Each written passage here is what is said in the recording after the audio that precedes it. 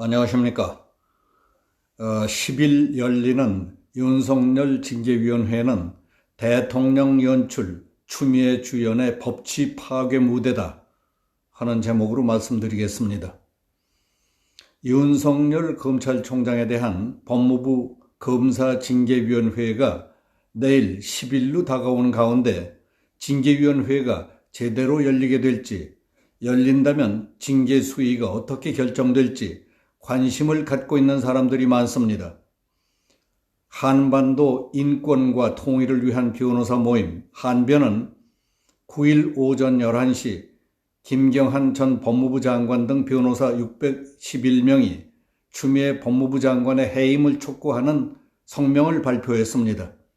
이 성명은 윤석열 검찰총장에 대한 징계심의회의는 문 대통령이 연출하고 추 장관이 주연하는 윤 총장 찍어내기 법치 파괴 행위라고 지적했습니다. 또 윤 총장에 대한 징계 사유와 징계 절차 모두 흠결이 있다는 것이 법무부 감찰위원회와 법원에 의해 객관적으로 밝혀졌다. 추 장관은 윤 총장의 징계 사유로 법관 성향 파악 문서가 법관 사찰에 해당한다고 주장했으면 사찰 피해자인 판사로 구성된 전국 법관 대표회의는 공식 대응조차 하지 않았다. 뒤늦게 문 대통령은 징계 절차의 정당성과 공정성을 부각하고 있으나 정치적으로 편향된 이용구 법무부 차관의 임명을 강행했다.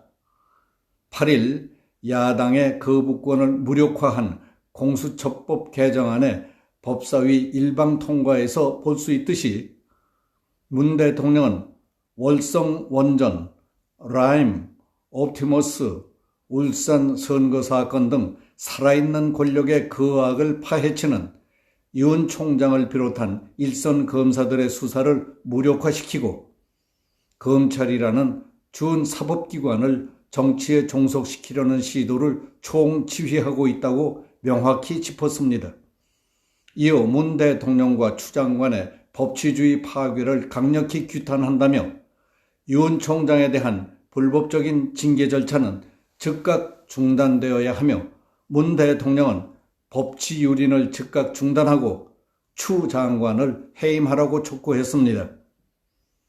위에서 전해드린 한변의 전 대법관, 법무부 장관 출신 등 원로 선배 변호사들 이전에 일선 평검사부터 고검장들까지 추 장관의 윤석열 검찰총장에 대한 징계 청구와 직무정지에 반대한다는 입장을 공개적으로 밝혀 검난 사태까지 벌어졌습니다.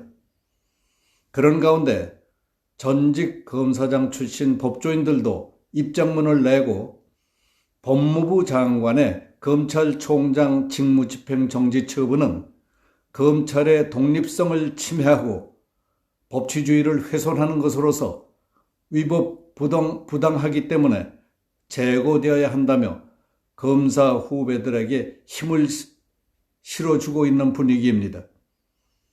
법조 조야의 분위기와 시중의 여론이 어떻든 10일 징계위원회가 열린다면 중징계로 의결될 경우를 상정해 볼 수 있을 겁니다.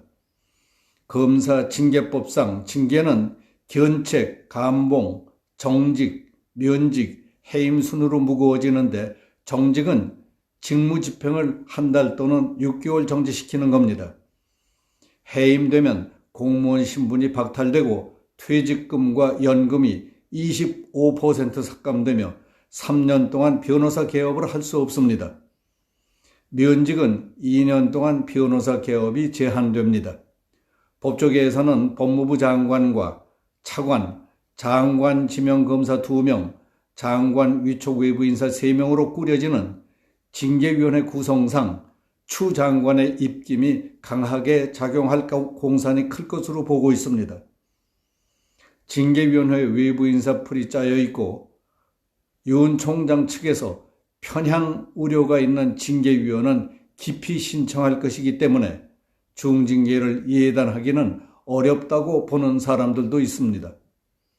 감찰 관련 근무를 했던 한 검사는 위원 100%가 장관 편을 든다는 보장도 없다며 징계 청구 사유가 말이 안 돼 중징계 의결은 어렵지 않을까 싶다고 말했습니다.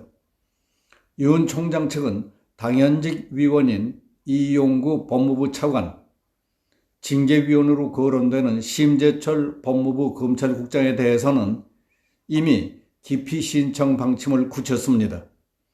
검사징계법 헌법 소원과 효력정지 가처분 신청을 한 윤 총장 측은 방어권 보장을 위해 감찰 관련 기록과 징계위원 명단 등도 계속 요구하고 있습니다.